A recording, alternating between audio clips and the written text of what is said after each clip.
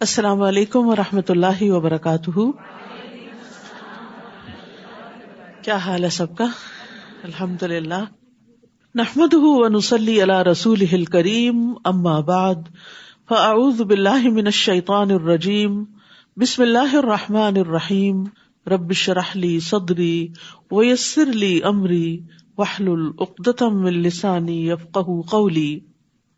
تمام مخلوق علم والوں کے لیے بخشش کی دعائیں کرتی ہے. رسول اللہ صلی اللہ علیہ وسلم نے فرمایا، علم والوں کے لیے تمام مخلوق بخشش کی دعا کرتی ہے، حتیٰ کہ سمندر میں مچھلیاں بھی. یعنی آپ علم میں مشغول ہو جاتے ہیں اور بعض اوقات یہ مشغولیت اور مصروفیت اتنی زیادہ ہو جاتی ہے کہ اپنے لیے دعا کا وقت بھی نہیں رہتا، تو باقی مخلوق آپ کے لیے دعا کرنے لگتی ہے. اور خاص طور پر استغفار. کسی اور عمل پر ایسی دعائیں نہیں ملتی جتنی علم کے سیکھنے اور سکھانے پر ملتی ہیں. رسول اللہ صلی اللہ علیہ وسلم نے فرمایا، یقیناً اللہ اور اس کے فرشتے، تمام اہل زمین اور اہل آسمان، یہاں تک کہ چیونٹی اپنے سوراخ میں، اور مچھلیاں بھی اس شخص کے لیے دعائے خیر کرتے ہیں اور رحمت بھیجتے ہیں جو لوگوں کو بھلائی کی باتیں سکھاتا ہے. تو سیکھنے کے بعد آپ جو سیکھی ہوئی بات ہے کسی نہ کسی سے شیئر ضرور کیا کریں. یہ اس کا اتنا بڑا ریوارڈ، اتنی بڑی جزا ہے کہ آپ کے لیے باقی مخلوق دعائیں کرنے لگے گی. اور ہم کتنے محتاج ہوتے ہیں دعاؤں کے، خود بھی کرتے ہیں، اوروں سے بھی کہتے ہیں، لیکن اگر آپ اس کام میں مشغول ہو جائیں تو انشاءاللہ آپ کو ڈھیروں دعائیں ملیں گی. علم کے ذریعے جنت کے راستے آسان ہو جاتے ہیں. رسول اللہ صلی اللہ علیہ وسلم نے فرمایا، اگر کوئی شخص علم کا راستہ اختیار کرے تو اللہ اس کے لیے جنت کا راستہ آسان کر دے گا. تو یہ سفر جنت کی طرف جانے کا سفر ہے. یہ سفر صرف کسی کلاس روم کے لیے نہیں یا کسی ایک مجلس کے لیے نہیں، اس میں نیت جنت کا حصول ہونی چاہیے. اور یہ وہ علم ہے جو صرف دنیا میں نہیں، مرنے کے بعد بھی فائدہ دیتا ہے. رسول اللہ صلی اللہ علیہ وسلم نے فرمایا، جب انسان مر جاتا ہے تو اس کے تمام اعمال منقطع ہو جاتے ہیں، ختم ہو جاتے ہیں، سوائے 3 چیزوں کے. ان میں سے ایک صدقہ جاریہ، یا ایسا علم جو نفع مند ہو، یا نیک اولاد جو اس کے لیے دعا کرے. رسول اللہ صلی اللہ علیہ وسلم نے فرمایا، مومن کو اپنی وفات کے بعد جو اس کے عمل اور اس کی اچھائیاں پہنچتی ہیں، یعنی مرنے کے بعد بھی نفع کا سلسلہ جاری رہتا ہے، آپ کا پروفٹ آپ کو ملتا رہتا ہے قبر میں بھی.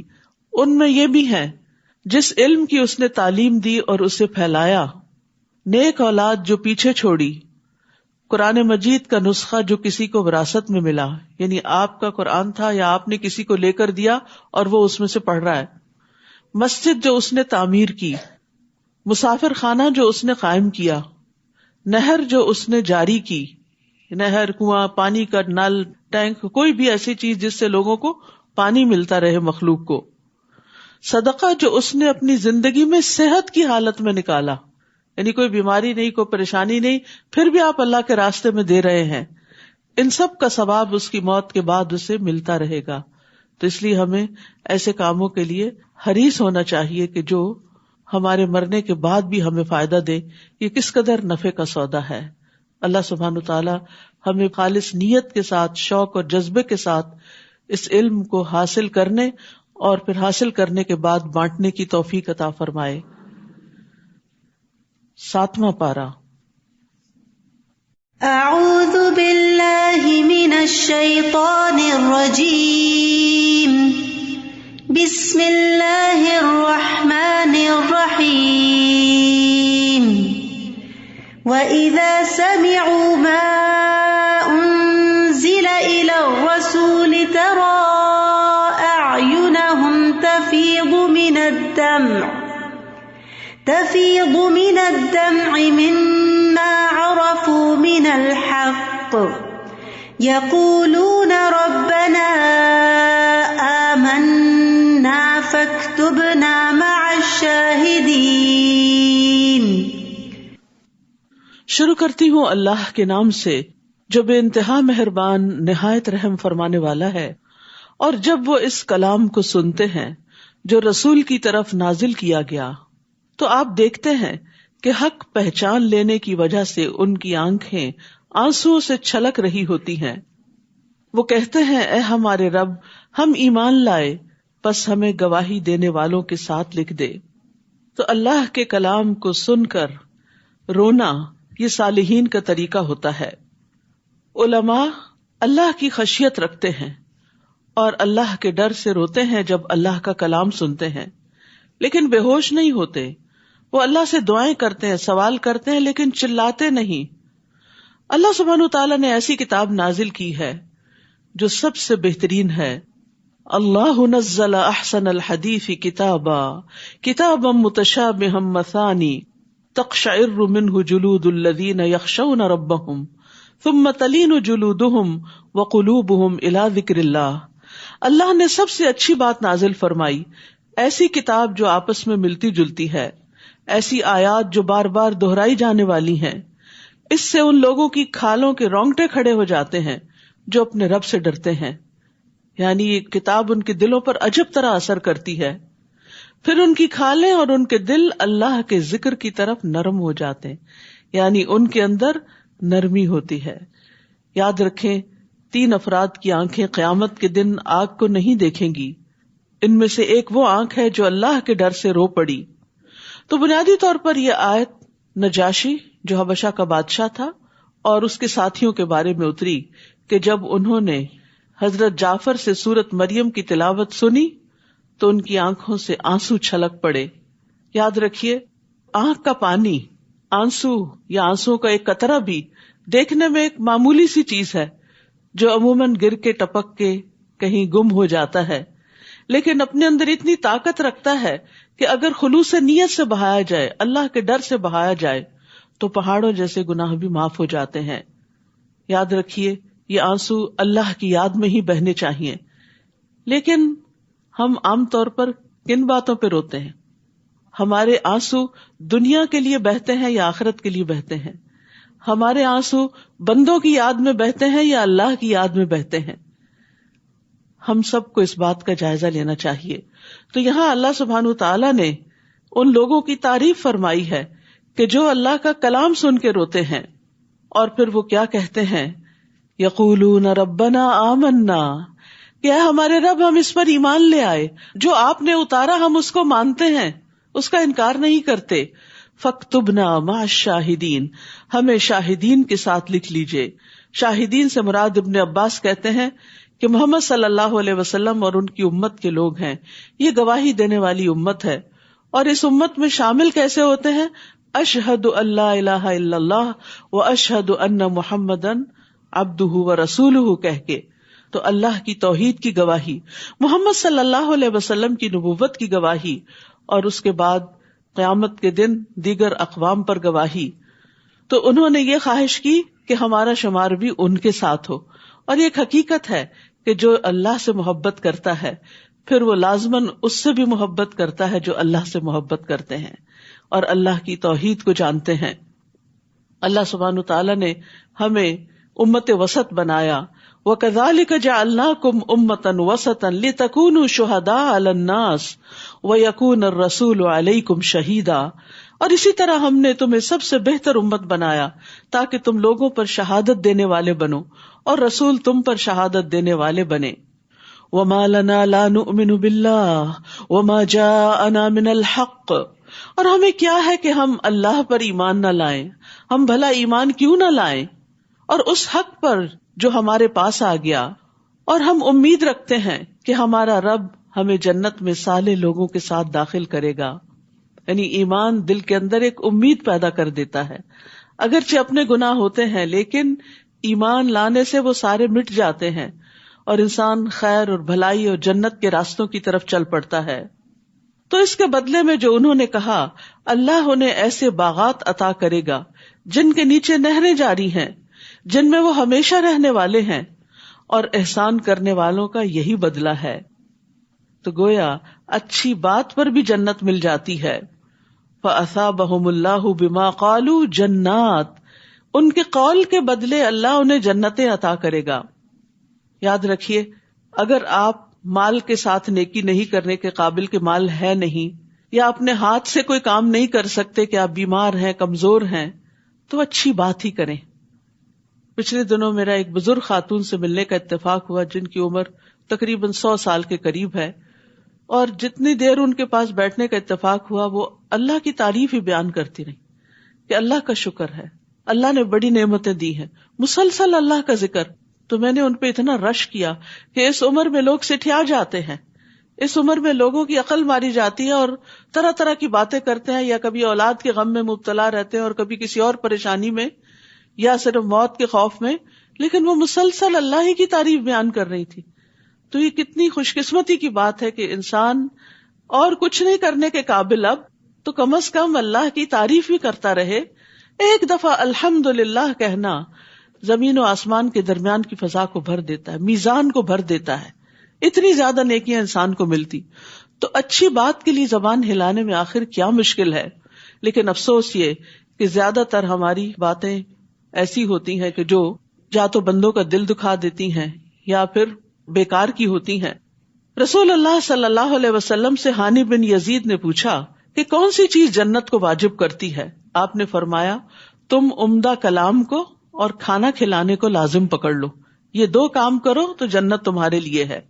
مدینہ شریف پہنچتے ہی نبی صلی اللہ علیہ وسلم نے جو پہلا خطبہ دیا اس میں یہی تھا کہ اے لوگوں سلام پھیلاؤ، اچھی گفتگو کرو، صلہ رحمی کرو، اور رات کو جب لوگ سو رہے ہوں تو تم قیام کرو، تم سلامتی کے ساتھ جنت میں داخل ہو جاؤ گے. اسی طرح ایک اور حدیث میں آتا ہے کہ بے شک کوئی شخص اللہ کو راضی کرنے والی ایک بات کرتا ہے، ایک بات بس، وہ نہیں سمجھتا کہ اس کا وہاں تک اثر ہوگا جہاں تک حقیقت میں ہو جاتا ہے. اس کی وجہ سے اللہ اس کے لیے اپنی ملاقات کے دن تک کے لیے رضامندی لکھ لیتا ہے کہ میں اس سے راضی ہوں، اس بندے سے. ایک اور روایت میں آتا ہے بے شک بندہ اللہ کی رضامندی کی ایک بات زبان سے نکالتا ہے، وہ خود اسے کوئی اہمیت نہیں دیتا مگر اس کی وجہ سے اللہ اس کے درجے بلند کر دیتا ہے. تو درجات کی بلندی اچھی بات کے ذریعے بھی ہوتی ہے. الکلمۃ الطیبۃ صدقہ، اچھی بات کرنا صدقہ ہے. اس لیے اچھی باتوں کے حریص رہیے، اچھی باتیں کرنے کا شوق رکھیے. اور وہ جنہوں نے کفر کیا اور ہماری آیات کو جھٹلایا یہی لوگ جہنم کے ساتھی ہیں. یا ایھا الذین آمنوا، اے لوگو جو ایمان لائے ہو، اللہ نے جو پاکیزہ چیزیں تمہارے لیے حلال کی ہیں انہیں حرام مت ٹھہراؤ، اور نہ تم حد سے تجاوز کرو، بے شک اللہ حد سے بڑھنے والوں کو پسند نہیں کرتا. تو ایمان والوں کے لیے عمدہ چیزیں، پاک چیزیں، لذیذ چیزیں، صاف ستھری چیزیں جن کو نفس پسند کرتے ہیں، جن کی طرف دل مائل ہوتے ہیں، وہ حلال کی ہیں، ان کو حرام کرنے کی ممانعت کی ہے. عموماً بعض ادیان میں لوگوں کے اندر یہ تصور پایا جاتا ہے کہ جو عبادت گزار ہوں یا علماء ہوں وہ اپنے اوپر عورتوں کو یا لذیذ کھانوں اور مشروبات کو حرام قرار دے دیں. یہ زہد ہے، یہ تقویٰ ہے، اور اپنے آپ کو صرف عبادت خانوں میں قید کر لیں. لیکن یہاں مومنوں کو کیا بتایا گیا کہ نہیں، طیب ہوں، پاک ہوں، جائز ہوں، حلال ہوں، وہ تم پر حرام نہیں، لیکن حدود کے اندر، اس میں بھی اسراف نہیں، زیادتی نہیں. تو جو چیزیں شریعت نے حلال کی ہیں ان کو خود سے کبھی بھی حرام نہیں کرنا چاہیے. نبی صلی اللہ علیہ وسلم کی غیر موجودگی میں کچھ لوگوں نے نبی صلی اللہ علیہ وسلم کی عبادت کے بارے میں پوچھا. جب بتایا گیا تو انہوں نے اس عمل کو کچھ کم سمجھا. کہا کہ آپ سے ہمارا کیا مقابلہ، آپ کے تو اگلے پچھلے سب گناہ معاف کر دیے گئے ہیں. تو ایک نے کہا میں تو ہمیشہ رات بھر نماز پڑھوں گا. دوسرے نے کہا میں تو ہمیشہ روزہ رکھوں گا، کبھی ناغہ نہیں کروں گا. تیسرے نے کہا میں تو عورتوں سے جدائی اختیار کر لوں گا، کبھی شادی نہیں کروں گا. نبی صلی اللہ علیہ وسلم تشریف لائے اور ان سے پوچھا کیا تم وہی لوگ ہو جنہوں نے یہ باتیں کہیں؟ اللہ کی قسم میں تم سب سے زیادہ اللہ سے ڈرنے والا ہوں، اور میں تم میں سب سے زیادہ اللہ کا تقوی اختیار کرنے والا ہوں. میں روزہ بھی رکھتا ہوں اور افطار بھی کرتا ہوں، نماز بھی پڑھتا ہوں اور سوتا بھی ہوں، اور نکاح بھی کرتا ہوں. جس نے میری سنت سے بے رغبتی کی وہ مجھ سے نہیں. تو ہمارا دین ایک معتدل دین ہے جس میں دین اور دنیا کا بہترین امتزاج ہے کہ وہ نعمتیں جو دنیا میں اللہ نے اپنے بندوں کے لیے پیدا کی ان کو حدود کے اندر رہ کر اپنے لیے جائز سمجھتے ہیں، ان سے فائدہ اٹھاتے ہیں. اور کھاؤ اس میں سے جو اللہ نے حلال پاکیزہ رزق تمہیں عطا کیا ہے، اور اللہ سے ڈرو وہ جس پر تم ایمان رکھتے ہو. یعنی ایمان کس بات کا تقاضا کرتا ہے؟ تقویٰ کا، خشیت کا. پھر فرمایا اللہ تمہاری قسموں میں سے لغو قسموں پر تمہارا مواخذہ نہیں کرے گا، لیکن وہ ان قسموں پر تمہارا مواخذہ ضرور کرے گا جو تم نے مضبوط باندھی.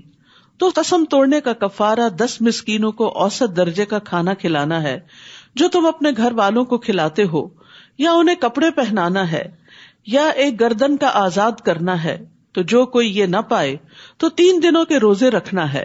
یہ تمہاری قسموں کا کفارہ ہے جب تم قسم کھاؤ، اور اپنی قسموں کی حفاظت کیا کرو. اسی طرح اللہ اپنی آیات یعنی احکامات تمہارے لیے واضح کرتا ہے تاکہ تم شکر ادا کرو. تو بعض اوقات انسان کی زبان پر ایسے الفاظ آ جاتے ہیں جن کے پیچھے اس کی کوئی نیت نہیں ہوتی، اور اس کے منہ سے بس ایسے ہی تکیہ کلام کے طور پر قسم کا لفظ نکل جاتا ہے. تو اللہ سبحانہ وتعالیٰ نے اپنا فضل فرماتے ہوئے بندوں کو خبر دی کہ ایسی قسموں پر اللہ تعالیٰ نہیں پکڑے گا جس کے پیچھے ارادہ نہیں تھا، لیکن جس قسم کو ارادے کے ساتھ کھایا گیا اس کی پکڑ ہوگی.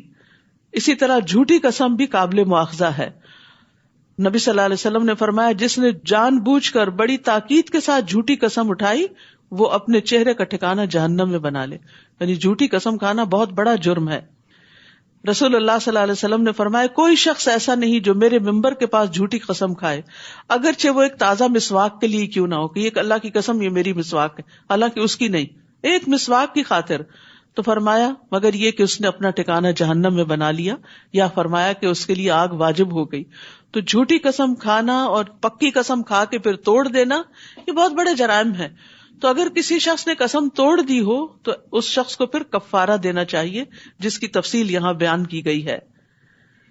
یا ایھا الذین آمنوا انما الخمر والمیسر والانصاب والازلام رجس من عمل الشیطان فاجتنبوہ لعلکم تفلحون. اے لوگو جو ایمان لائے ہو، بے شک شراب اور جوا اور بت اور فال نکالنے کے تیر ناپاک ہیں، شیطانی عمل ہیں، یہ سب شیطانی کام ہے، پس تم اس سے بچو تاکہ تم فلاح پاؤ. تو کامیابی کے لیے ضروری ہے کہ ان چیزوں سے بچا جائے. نبی صلی اللہ علیہ وسلم نے فرمایا یقیناً اللہ تعالیٰ نے شراب کو حرام قرار دیا، تو جس شخص کو یہ آیت پہنچ جائے اور اس کے پاس شراب میں سے کچھ موجود ہو تو نہ پیے اور نہ فروخت کرے، بیچ بھی نہیں سکتے. تو جس چیز کی کثیر مقدار نشہ آور ہو اس کی قلیل مقدار بھی حرام ہے. اسی لیے یہاں لفظ خمر استعمال ہوا ہے. خمر کہتے ہیں ما خامر العقل، جو عقل کو ڈھانپ لے. خمار عورت کے دوپٹے کو کہتے ہیں جو اس کے سر اور سینے کو ڈھانپ لیتا ہے. شراب سے کیوں منع کیا گیا؟ کیونکہ یہ ہر خباثت کی جڑ ہے.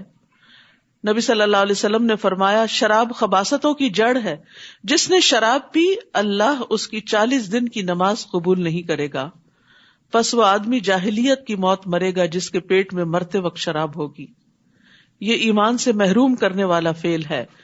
آپ نے فرمایا جب کوئی شراب پیتا ہے تو شراب پیتے وقت وہ مومن نہیں رہتا. یہ جنت سے محروم کرنے والا فعل ہے. ابو درداء سے روایت ہے کہ نبی صلی اللہ علیہ وسلم نے فرمایا شراب کا عادی جنت میں داخل نہ ہوگا. شراب سے متعلق ہر عمل ملعون ہے. فرمایا شراب سے متعلق 10 طرح سے لعنت کی گئی ہے. خود شراب پر، اس کے نچوڑنے والے پر، نچڑوانے والے پر، اس کے بیچنے والے پر، اس کے خریدنے والے پر، اس کے اٹھانے والے پر، جس کے پاس لے جائی جائے اس پر، اس کی قیمت کھانے والے پر، اس کے پینے والے پر، اس کے پلانے والے پر. انما یرید الشیطان ان یوقع بینکم العداوۃ والبغضاء فی الخمر والمیسر ویصدکم عن ذکر اللہ وعن الصلاۃ فہل انتم منتہون. شیطان تو صرف یہ چاہتا ہے کہ وہ شراب اور جوئے کے ذریعے تمہارے درمیان عداوت اور بغض پیدا کر دے. اللہ نے کیوں منع کیا شراب سے؟ کیونکہ اس سے بہت سی خرابیاں پیدا ہوتی ہیں، گھروں کے اندر بدمزگیاں پیدا ہوتی، روپے پیسے کا ضیاع ہوتا ہے، عقل ماری جاتی ہے، دشمنیاں پیدا ہو جاتی ہیں، اور سب سے بڑھ کر تمہیں اللہ کے ذکر اور نماز سے روک دیتی ہے. تو کیا تم ان کاموں سے باز آنے والے ہو؟ یعنی شراب بھی اور جوا بھی، ان دونوں کے یہ بدترین نقصانات ہیں کہ اس میں عداوت اور بغض کے علاوہ اللہ کے ذکر اور نماز سے رکاوٹ ہو جاتی ہے. وَأَطِيعُوا اللَّهَ وَأَطِيعُوا الرَّسُولَ وَاحْذَرُوا، اور اللہ کی اطاعت کرو اور رسول کی اطاعت کرو اور محتاط رہو. پھر اگر تم نے منہ موڑ لیا تو جان لو کہ بے شک ہمارے رسول کے ذمہ واضح طور پر پیغام پہنچا دینا ہے. یعنی اگر تم پھر بھی باز نہیں آئے تو میسج تم تک پہنچ گیا، پھر جواب کے لیے تیار رہو. وہ لوگ جو ایمان لائے اور انہوں نے نیک عمل کیے ان پر کوئی گناہ نہیں اس بارے میں جو وہ کھا چکے، کہ انہوں نے تقوی اختیار کیا اور وہ ایمان لائے اور انہوں نے نیک عمل کیے، پھر انہوں نے تقوی اختیار کیا اور ایمان لائے، پھر انہوں نے تقوی اختیار کیا اور نیک کام کیے، اور اللہ نیک کام کرنے والوں سے محبت کرتا ہے. تو کھانے پینے کے معاملے میں اللہ کا خوف اور اللہ کا تقوی نہایت ضروری ہے. ہوا یہ کہ کچھ لوگ جن کے عزیز رشتہ دار شراب کی حرمت کے نزول سے پہلے فوت ہو چکے تھے تو وہ بہت پریشان تھے کہ وہ شراب پینے سے توبہ کیے بغیر مر گئے تو ان کا کیا ہوگا. تو یہاں بتا دیا گیا کہ جو متقی ہو، مومن ہو اور احسان کی روش پر ہو تو اللہ سبحانہ تعالیٰ اس کو معاف کرنے والا ہے، اور پھر جب تک کوئی حکم آئے نہ اس وقت تک ویسے بھی معافی ہے. اور یہاں پر تقوی اور احسان دونوں کی بات کی گئی. متقی محسن متقی مومن سے بہتر ہے. ثم اتقوا واحسنوا واللہ یحب المحسنین. یا ایھا الذین آمنوا، اے لوگو جو ایمان لائے ہو، اللہ تمہیں شکار میں سے کسی ایسی چیز کے ساتھ ضرور آزمائے گا جو تمہارے ہاتھوں اور نیزوں کی زد میں ہوں گے، تاکہ اللہ جان لے کہ کون اس سے غائبانہ ڈرتا ہے. بعض اوقات حرام چیزیں انسان کے لیے بڑی آسان ہوتی ہیں حاصل کرنی، اور وہ اس کا بہت بڑا ٹیسٹ ہوتا ہے. یعنی آپ کو کوئی ایسی جاب ملی، ایسا کام ملا کہ جس میں بہت زبردست آمدنی ہے اور بہت سی سہولتیں ہیں، بہت سے پروویژنز ہیں، اور آپ کو ضرورت بھی ہے، لیکن آپ کو پتا ہے کہ یہ حرام ہے، تو آپ صرف اس لیے چھوڑ دیتے ہیں کہ اس سے اللہ ناراض ہوتا ہے. تو یہ اصل میں کیا تھا؟ ایسی اپرچونٹیز کا سامنے آنا یہ اللہ کی طرف سے ایک آزمائش ہوتی. جیسے کہ یہاں بتایا گیا کہ مسلمان صلح حدیبیہ کے سفر میں جا رہے تھے تو احرام کی حالت میں شکار ان کے ہاتھوں کی پہنچ پہ آ گیا، اور انہیں ضرورت بھی تھی لیکن انہوں نے اپنے ہاتھوں کو روک کے رکھا. اور یہ بہت ٹیمپٹیشن کی بات ہے نا کہ جو چیز آپ کے ہاتھ آ جائے اور پھر آپ اس کو رکھ دیں کہ نہیں، اللہ کا حکم نہیں. جو تمہارے ہاتھوں اور نیزوں کی زد میں ہوں گے تاکہ اللہ جان لے کہ کون اس سے غائبانہ ڈرتا ہے. یہ انسان کی خشیت کا امتحان ہوتا ہے. تو جو کوئی اس کے بعد زیادتی کرے تو اس کے لیے دردناک عذاب ہے.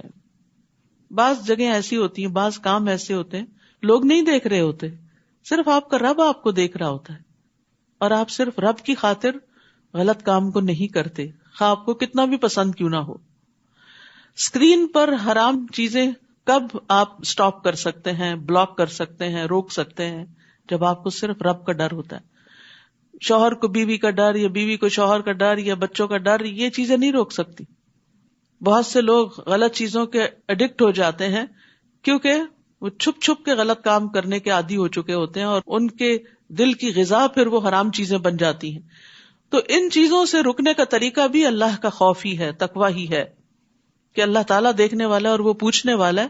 اور ان حرام کاموں میں پڑنے سے زندگی میں بے برکتی ہوگی، رزق میں بے برکتی ہوگی، طرح طرح کی اور مصیبتیں اور آفتیں آئیں گی. تو یہ چیز انسان کو حرام چیز سے روک دیتی، خواہ اس کو کتنی ہی پسند کیوں نہ ہو. یا ایھا الذین آمنوا، اے لوگو جو ایمان لائے ہو، حالت احرام میں شکار نہ کرو، اور جس نے تم میں سے اسے جان بوجھ کر مارا تو اسی کی مانند چوپایوں میں سے بدلہ دینا ہوگا جو اس نے مارا، تو تب توبہ قبول ہوگی. جس کا فیصلہ تم میں سے 2 عدل والے کریں گے، یہ قربانی کعبہ تک پہنچنے والی ہو، یعنی جو دم دیا جاتا ہے وہ حرم میں ہی دیا جاتا ہے، یا کفارہ ہو چند مسکینوں کو کھانا کھلانا، یا اس کے برابر روزے رکھنا، تاکہ وہ اپنے کیے کا وبال چکھے. یعنی یہ فائن ہے، اللہ نے اس سے درگزر کیا جو ہو چکا، اور جو کوئی پھر وہی کام کرے تو اللہ اس سے انتقام لے گا. یعنی غلط کام، غلطی کو بار بار ریپیٹ نہیں کرنا چاہیے، ورنہ اللہ کی پکڑ میں آ جائیں گے. اور اللہ بہت زبردست ہے، انتقام لینے والا ہے. تمہارے لیے سمندر کا شکار اور اس کا کھانا حلال کر دیا گیا، جو تمہارے لیے اور مسافروں کے لیے فائدہ مند ہے، لیکن جب تک تم احرام میں ہو خشکی کا شکار تم پر حرام کیا گیا. اور اللہ سے ڈرو، وہ جس کی طرف تم اکٹھے کیے جاؤ گے.